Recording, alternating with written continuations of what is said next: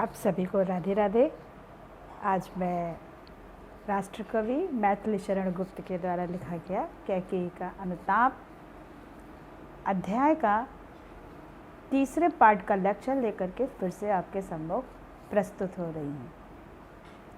इसके पहले मैंने 2 लेक्चर दिए थे, तो आशा करती हूँ कि आप लोगों को वो लेक्चर अच्छी तरह से समझ में आया होगा। पढ़ाने से पहले, आगे बढ़ने से पहले मैं थोड़ा सा आप लोगों को ये बताना चाहती हूँ कि हिंदी के प्रति यदि आप लोगों के मन में ज़रा सा भी भय हो, डर हो, तो आप उसे बिल्कुल निकाल दीजिए, क्योंकि हिंदी कठिन नहीं है। और दूसरी चीज़, अर्थों को रटने की कोशिश मत करिए, क्योंकि जो आप रटेंगे वो थोड़े समय तक आपके साथ रहेगी, और यदि आप उसको समझकर पढ़ेंगे तो वो हमेशा आपके दिमाग में बनी रहेगी।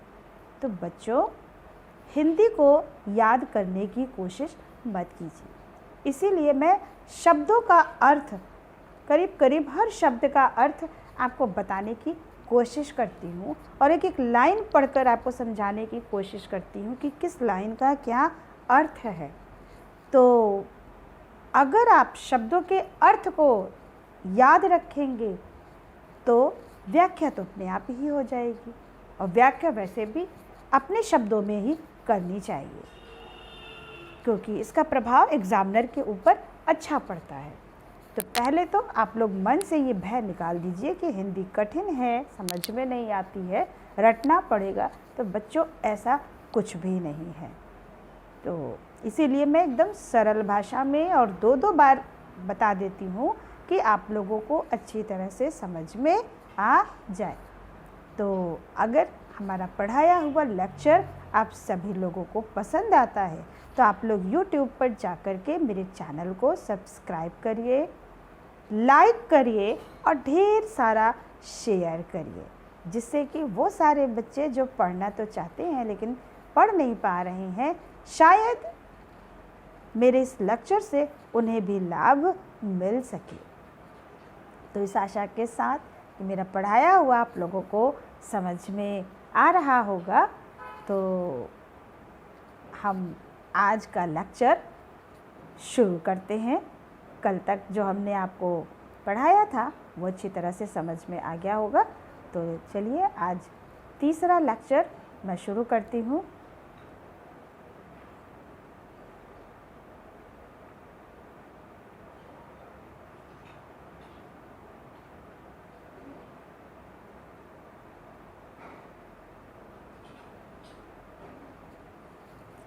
कहते आते थे यही अभी नर देही, माता न कुमाता पुत्र कुपुत्र भले ही। कुमाता माने बुरी माता और कुपुत्र माने बुरा पुत्र। यहाँ पर कैकेयी श्री राम से कहती है कि हे पुत्र राम, अभी तक लोग कहावत के रूप में यही कहते आए थे कि पुत्र माता के प्रति चाहे जितना अपराध कर ले, किंतु माता कभी भी उस पर क्रोध नहीं करती है, और ना ही क्रोध में भरकर वो कभी भी पुत्र का अहित करती है। इसीलिए कहा जाता है कि पुत्र भले ही कुपुत्र सिद्ध हो जाए, किंतु माता कभी भी कुमाता नहीं होती है। लेकिन हे पुत्र, मैंने तो तुम दोनों का अहित किया है, और मैंने ये जो पाप किया है ये जानबूझकर नहीं किया, बल्कि मेरे भाग्य ने मुझसे करवाया है, और फिर मैं अपने दुर्भाग्य के आगे क्या कर सकती थी। लेकिन अब तो जो होना था वो हो चुका है, और अब विधाता की कथनी के विरुद्ध अब लोग क्या कहेंगे? अब कहें सभी यह हाय विरुद्ध विधाता, है पुत्र पुत्र ही रहे कुमाता माता। अब मैं अपने दुर्भाग्य के आगे कुछ नहीं कर सकती थी, अब तो मेरे दुष्कृत्य को देख करके लोग यही कहेंगे कि पुत्र ने तो माता के प्रति अपने कर्तव्यों का पूर्ण रूप से निर्वाह करते हुए स्वयं को सच्चा पुत्र साबित किया, किंतु माता कुमाता हो गई। तो आज से विधाता या ईश्वर की कथनी के विरुद्ध अब लोग इस पुरानी कहावत की जगह पर ये कहेंगे कि पुत्र तो सदैव पुत्र रहता है, भले ही माता कुमाता बन जाए। यहाँ पर करुण एवं शांत रस दोनों हैं और सारी चीजें जो हमने पहले बताई अनुप्रास अलंकार है। बस मैंने इसका वाह्य मात्र ही देखा, दृढ़ हृदय न देखा, मृदुल गात्र ही देखा। वाह्य मात्र माने शरीर का ऊपरी भाग और गात्र माने शरीर, मृदुल माने कोमल। यहाँ पर कैकेयी राम से कहती है कि मैंने अपने पुत्र भरत का केवल ऊपरी शरीर ही देखा, यानी शरीर का केवल ऊपरी भाग ही देखा, उसके ऊपरी रूप को ही देखा।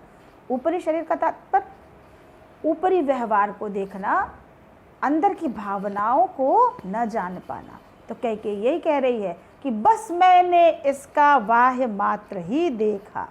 कैकेयी राम से कहती है कि हे राम, मैंने अपने पुत्र भरत का मात्र ऊपरी रूप ही देखा, दृढ़ हृदय न देखा। उसके इस शरीर के अंदर एक दृढ़ हृदय विद्यमान था, मैं उसे नहीं देख पाई। मृदुल गात्र ही देखा, मैंने इसके कोमल शरीर को ही देखा।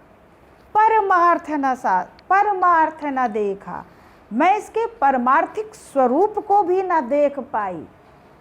अर्थात इसके अंदर विद्यमान कल्याण की जो भावना थी, मैं उसे नहीं जान पाई और पूर्ण स्वार्थ ही साधा और अपना पूर्ण स्वार्थ साधने की कोशिश की। इस कारण ही तो हाय आज यह बाधा, यही कारण है कि आज मेरा जो जीवन है वो बाधाग्रस्त हो गया है। तो बस मैंने इसका वाह्य मात्र ही देखा।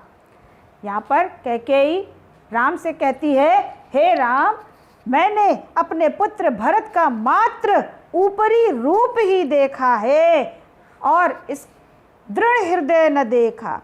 मैंने इसके शरीर के अंदर विद्यमान दृढ़ हृदय को कभी भी नहीं देख पाई, मृदुल गात्र ही देखा। मैंने मात्र इसके कोमल शरीर को ही देखा, परमार्थ न देखा। मैंने इसके अंदर विद्यमान जो परमार्थिक भावना थी, जो कल्याण की भावना थी, उसे कभी भी देखने का प्रयास नहीं किया। पूर्ण स्वार्थ ही साधा और अपना पूर्ण स्वार्थ साधने की कोशिश की। इस कारण ही तो हाय आज यह बाधा, और यही कारण है कि आज मेरा जो जीवन है वो बाधाग्रस्त हो गया है। युग युग तक चलती रहे कठोर कहानी, रघुकुल में भी थी एक अभागिन रानी। कैकेयी कहती है कि युगों युगों तक, जब तक ये संसार रहेगा तब तक ये कहानी चलती रहेगी कि रघुकुल में भी कैकेयी जैसी एक अभागिन रानी हुई थी। निज जन्म जन्म में सुने जीव यह मेरा, धिक्कार उसे था महास्वार्थ ने आघेरा। कैकेयी कहती है कि निज जन्म, निज माने अपना, जन्म जन्म माने जन्म जन्मांतर तक, जीव माने आत्मा। कैकेयी कहती है प्रत्येक जन्म में, अर्थात जब जब मैं इस संसार में जन्म लूंगी, जन्म जन्मांतर तक मेरी आत्मा को यह सुनना पड़ेगा कि धिक्कार है उस रानी कैकेयी को जिसे महास्वार्थ ने घेर लिया था। तो निज जन्म जन्म में सुने जीव यह मेरा, धिक्कार उसे था महास्वार्थ ने घेरा। कैकेयी कहती है कि प्रत्येक जन्म में, अर्थात जब जब मैं इस पृथ्वी पर जन्म लूंगी, जन्म जन्मांतर तक अब मेरी आत्मा को यह सुनना पड़ेगा कि धिक्कार है उस रानी को, उस रानी कैकेयी को जिसे महास्वार्थ ने आघेरा था। 100 बार धन्य वह एक लाल की माई, जिस जननी ने है जना भरत सा भाई। लाल, लाल का मतलब पुत्र, अर्थात भरत के लिए है अनमोल रत्न, अनमोल पुत्र। जननी माने माँ, जना माने जन्म देना। कैकेयी के, जब श्री राम ने कैकेयी के इस प्रकार के पश्चाताप भरे कथनों को सुना तो उसका खंडन करते हुए वो कहते हैं 100 बार धन्य वह एक लाल की माई, जिस जननी ने है जना भरत सा भाई। जिस माता ने भरत जैसे अनमोल रत्न को जन्म दिया है, वह माँ 100 बार धन्यवाद देने योग्य है।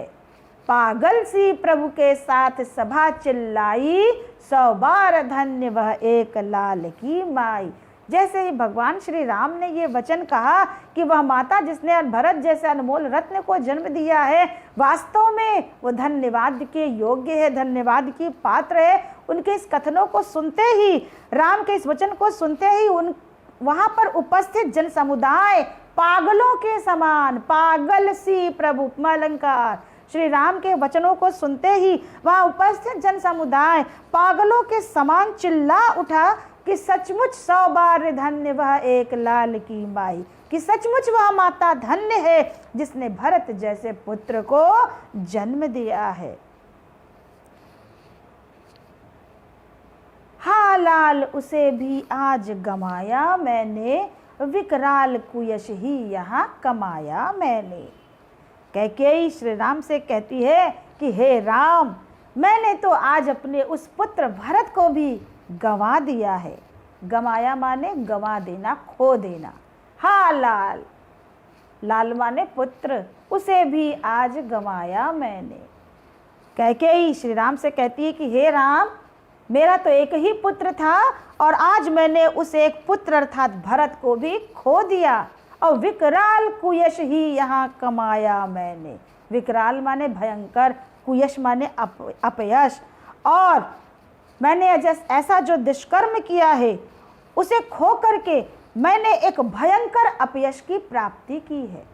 बदले में मैंने अपने अनमोल रत्न भरत जैसे पुत्र को तो गंवाया, और उसके बदले में मुझे भयंकर अपयश की ही प्राप्ति हुई है। तो हा लाल उसे भी आज गंवाया मैंने, विकराल कुयश ही यहाँ कमाया मैंने। कैकेयी श्री राम से कहती है, हे राम, मेरे तो एक पुत्र भरत था और आज अपनी कर्मों के फल स्वरूप मैंने अपने उस पुत्र भरत को भी खो दिया। और मैंने जो ऐसा दुष्कर्म किया, उस दुष्कर्म को करने के बाद पुत्र तो खोया ही, उसके बदले में मैंने भयंकर अपयश को ही प्राप्त किया है। निज स्वर्ग उसी पर वार दिया था मैंने। वार माने न्यौछावर कर देना, निज स्वर्ग माने अपना, स्वर्ग माने यहाँ सुख, स्वर्ग जैसा सुख। कैकेयी कहती है कि मैंने अपने उसी पुत्र पर अपना स्वर्ग जैसा सुख भी न्यौछावर कर दिया था।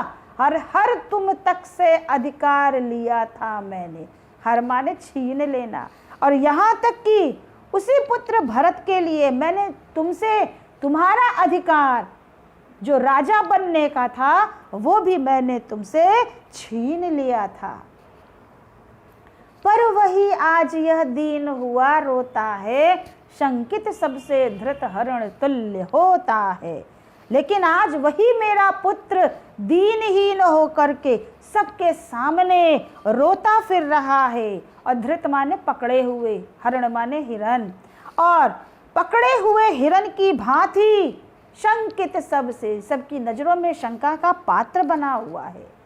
पर वही आज यह दीन हुआ रोता है। कैकेयी कहती है कि वही पुत्र भरत जिसके लिए मैंने ये सारा किया, आज वही पुत्र भरत सबके सामने दीनहीन बन करके करुण क्रंदन कर रहा है, और शंकित सबसे धृत हरण तुल्य होता है, और पकड़े हुए हिरण की भांति सबकी नजरों में शंका का पात्र बना हुआ है। श्रीखंड आज अंगार चंड है मेरा, तो इससे बढ़कर कौन दंड है मेरा। कैकेयी कहती है श्रीखंड माने चंदन, और चंड माने प्रबल या दहकता हुआ। श्रीखंड आज अंगार चंड है मेरा। कैकेयी कहती है कि चंदन के समान शीतल स्वभाव वाला मेरा पुत्र भरत आज अंगारों के समान प्रचंड अग्नि में जल रहा है, तो इससे बढ़कर कौन दंड है मेरा। तो इससे बढ़कर के भला मुझ अभागी माँ के लिए और कौन दंड हो सकता है कि मेरा पुत्र ही मुझ पर कुपित हो रहा है। तो हे राम, मुझे इससे बड़ा दंड और मत दो। श्रीखंड आज अंगार चंड है मेरा।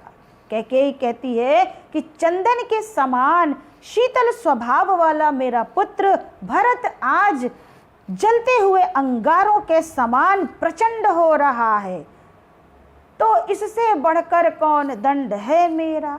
तो इससे बढ़कर के मुझ अभागी माँ के लिए और कौन दंड हो सकता है कि मेरा पुत्र आज मुझसे क्रोधित हो रहा है। तो हे राम, मुझे इतना ही दंड दो, इससे ज़्यादा बड़ा दंड मुझे मत दो।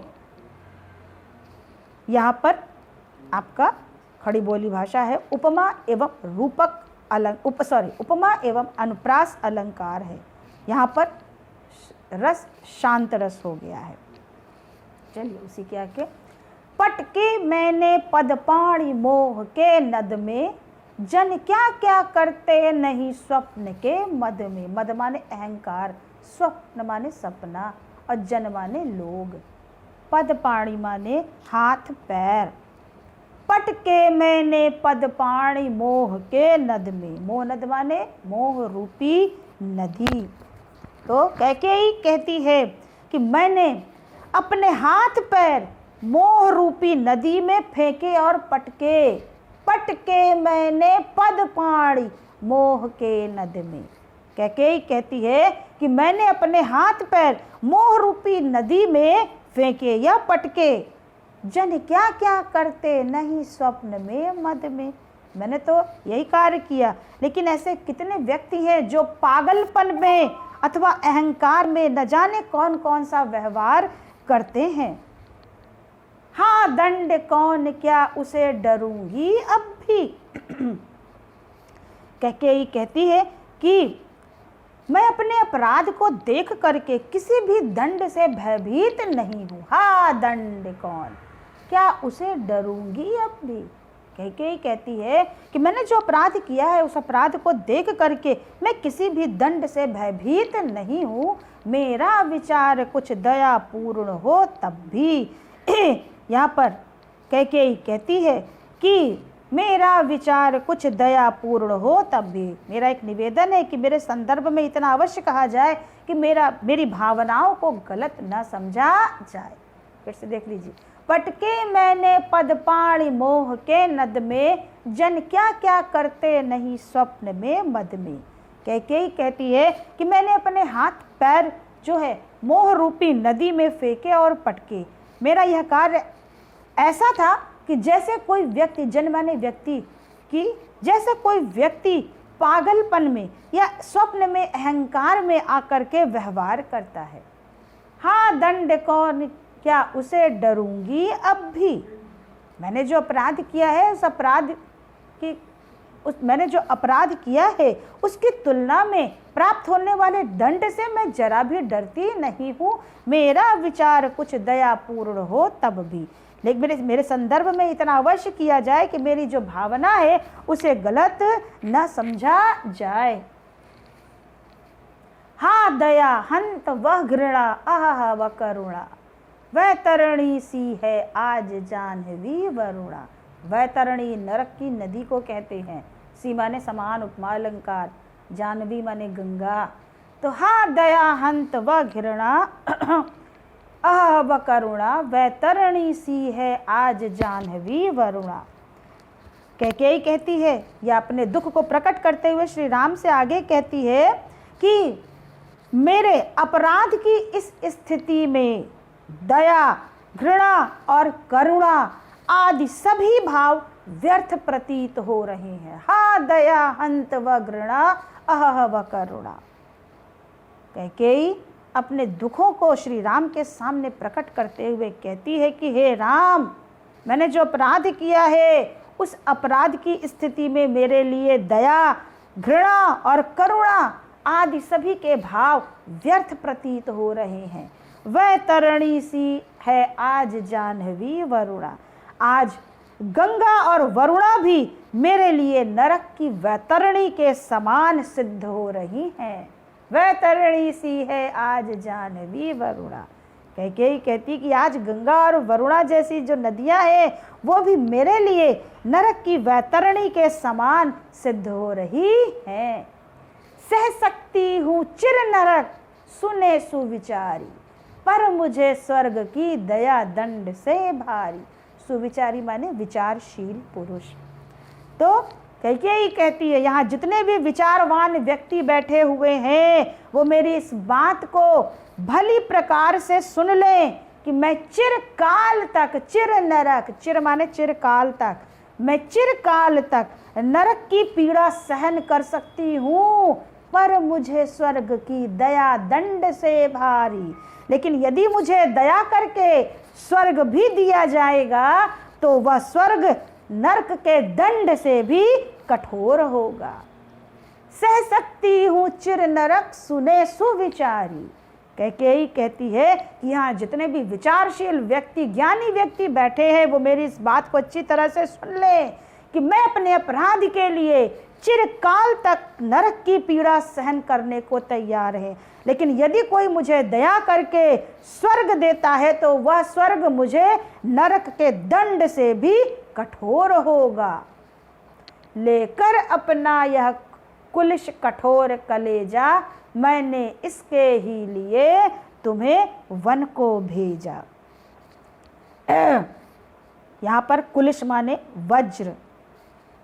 कैकेयी कहती है कि हे राम, मैंने जिस समय तुम्हें वन को भेजा उस समय मैंने कलेजे माने इस हृदय को वज्र के समान कठोर बना लिया था।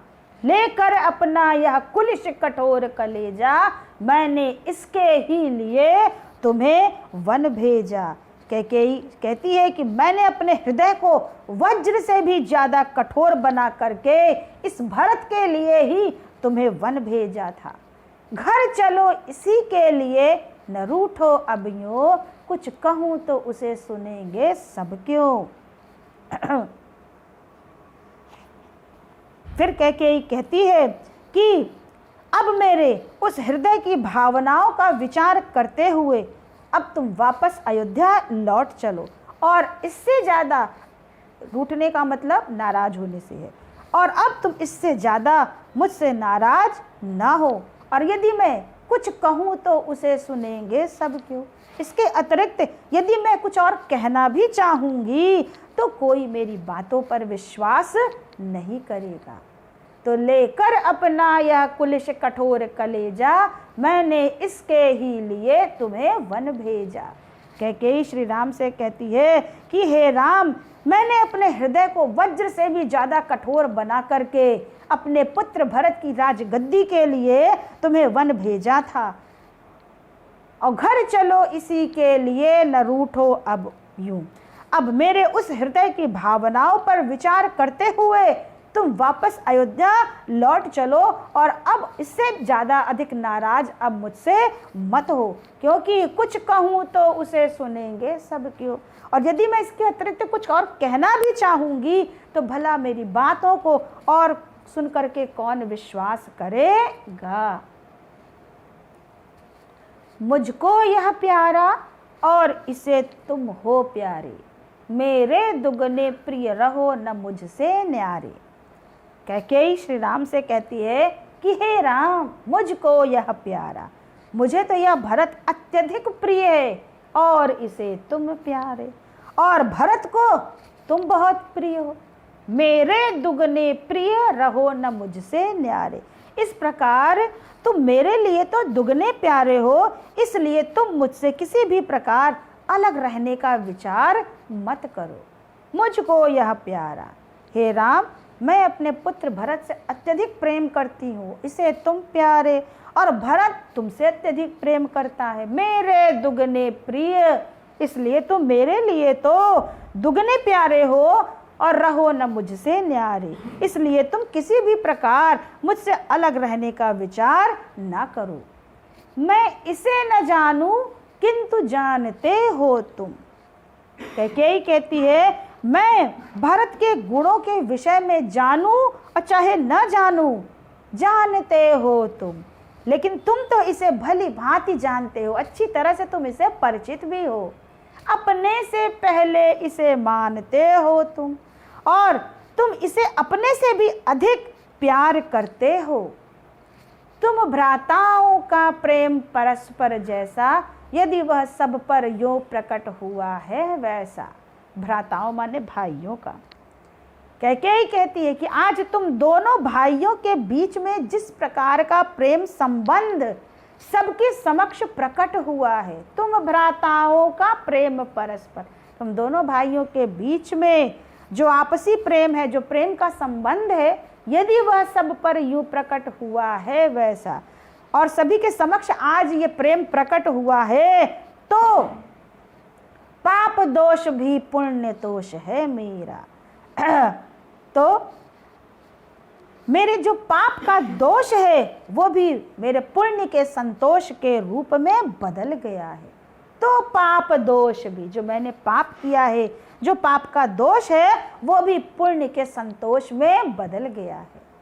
कैकेयी कहती है तुम भ्राताओं का प्रेम परस्पर जैसा, तुम दोनों भाइयों के बीच में जो प्रेम का संबंध आज सभी के बीच में प्रकट हुआ है, सबके समक्ष प्रकट हुआ है।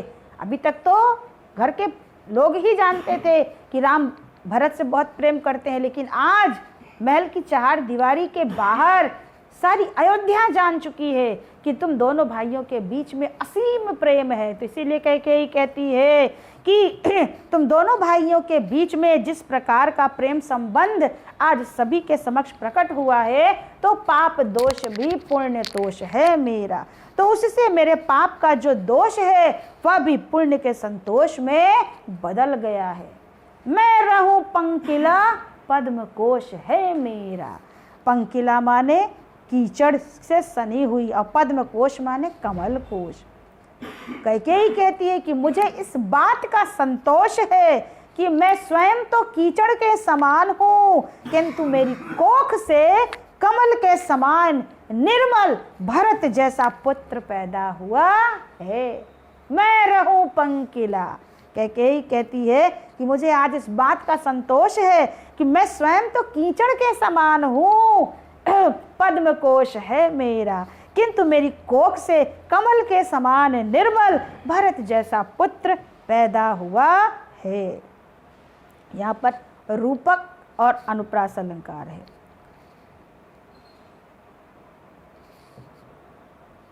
आगत ज्ञानी जन उच्च भाल ले लेकर, समझावे तुमको अतुल युक्तियां देकर।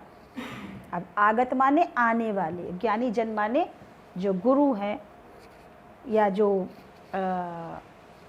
ज्ञानवान लोग हैं, तो उनके बारे में उच्च माने उच्च भाल, भाल माने मस्तक या उच्च विचार,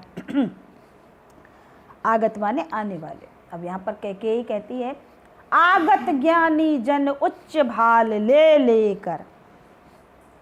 कैकेयी कहती है हे राम, मेरे बाद आगे आने वाले ज्ञानी जन जो हैं वो तुम्हारे और भरत के अतुल प्रेम के संदर्भ में अतुल युक्तियां देकर, अतुल माने अकाट्य, या जिसकी तुलना न की जा सके, युक्तियां माने उपाय।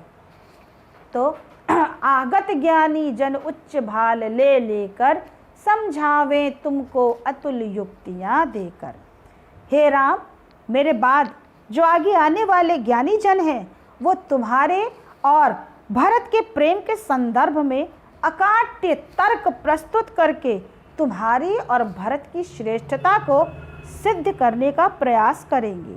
वे भरत को निर्दोष, अर्थात कहने का तात्पर्य है कि वो भरत को निर्दोष और मुझे अपराधनी सिद्ध करके अपनी विद्वता को गर्व के साथ प्रस्तुत करके अपने मस्तक को ऊंचा करने की कोशिश करेंगे।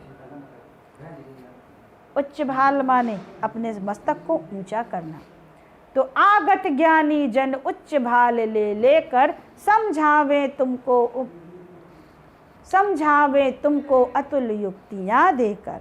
हे राम, मेरे बाद जो आगे आने वाले ज्ञानी जन हैं, श्रेष्ठ लोग हैं, गुरुजन हैं, वो तुम्हारे और भरत के प्रेम के संदर्भ में अकाट्य तर्क प्रस्तुत करके भरत की श्रेष्ठता को सिद्ध करेंगे। अर्थात कहने का तात्पर्य है कि वो भरत को निर्दोष और मुझे अपराधिनी सिद्ध करके अपनी विद्वता से, गर्व से अपने मस्तक को ऊंचा करने की कोशिश करेंगे। मेरे तो एक अधीर हृदय है बेटा, उसने फिर तुमको आज भुजा भर भेटा। कैकेयी कहती है कि हे बेटा, हे राम, मैं तो बस इतना ही जानती हूँ कि मैं तो एक माँ हूँ और माँ के पास एक व्याकुल हृदय में तर्कों के लिए कोई स्थान ही नहीं होता है। तो हे बेटा, मेरे भीतर तो माँ का वही एक व्याकुल हृदय विद्यमान है जो किसी प्रकार का तर्क नहीं चाहता है। वो तो केवल इतना चाहता है कि उसके पुत्र परस्पर प्रेम के साथ उसकी आंखों के सामने रहें। और आज वही व्याकुल हृदय तुमको आज भुजा भर भेटा।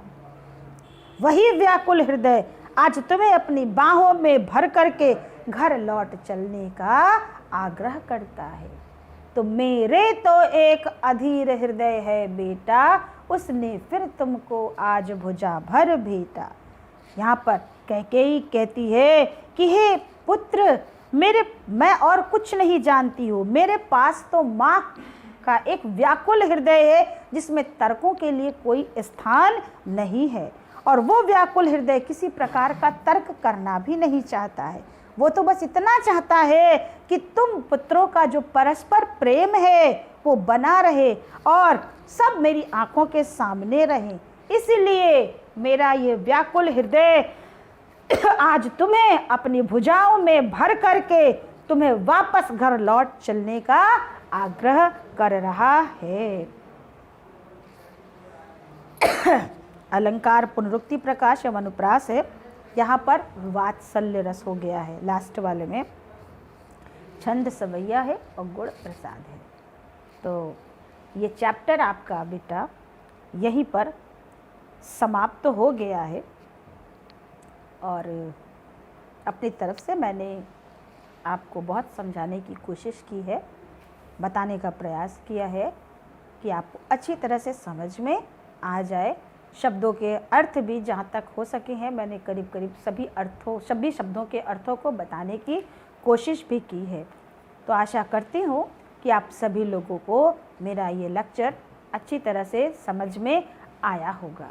ये मैथिली शरण गुप्त का जो चैप्टर कैकेयी का अनुताप है, ये कक्षा 12 के साहित्यिक और सामान्य दोनों हिंदी के बच्चों के लिए है। तो साहित्यिक और सामान्य दोनों बच्चे इस चैप्टर को पढ़ सकते हैं। दोनों में एक ही जैसा प्रश्न आता है। पद्यांश आएगा, पद्यांश का संदर्भ प्रसंग लिखना होगा, रेखांकित अंश की व्याख्या करनी होगी और उसी पर आधारित कुछ प्रश्न दिए जाएंगे जिसका कि आपको उत्तर लिखना पड़ेगा। मेरी ये सलाह है बेटा कि जब आप व्याख्या करिए, मेरी अपनी सलाह है, मानना या ना मानना आपके ऊपर है, कि जब आप रेखांकित अंश की व्याख्या करते हैं तो व्याख्या करने के बाद यदि आप काव्यगत सौंदर्य लिख दें तो ये बड़ा ही उत्तम होगा। तो मेरी ये सलाह है, अगर आप इसे करते हैं तो ये आपके जो अंकों का ग्राफ है ये और बढ़ा देगा।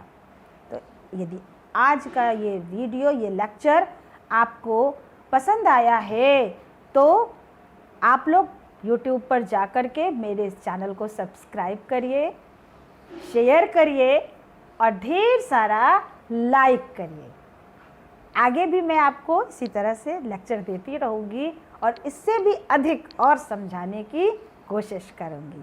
तो आज के लिए सिर्फ इतना ही। सभी को मेरा राधे राधे, धन्यवाद।